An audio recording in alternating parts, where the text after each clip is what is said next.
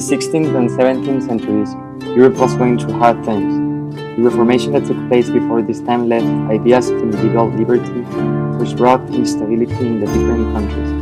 Eventually, the leaders of these countries realized that the only way to control the population was through complete control, or absolutism. However, it also gave the citizens more rights than before.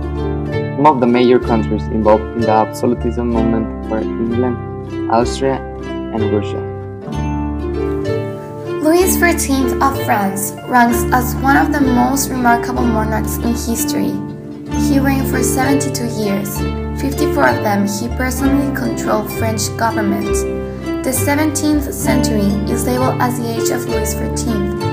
Since then, his rule has been hailed as the supreme example of a type of government, absolutism, who could assure them peace and order.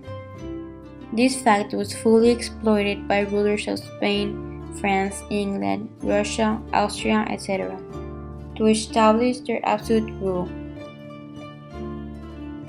A number of factors contributed to the rise of absolute monarchies in Europe in the 17th and 18th centuries. In the first place, the disorder, anarchy, and confusion which prevailed in Europe during the medieval period greatly contributed to the growth of the absolute monarchies.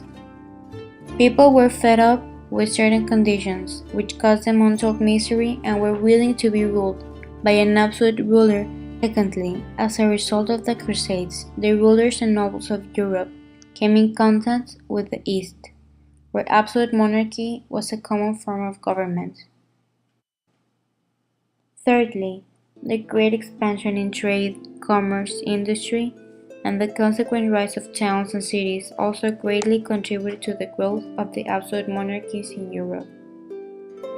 Finally, the emergence of absolute monarchies were rendered possibly due to the presence of a number of powerful monarchs, like Louis of France, Frederick of Prussia, Peter of Russia, Charles II of Spain, Joseph II of Austria.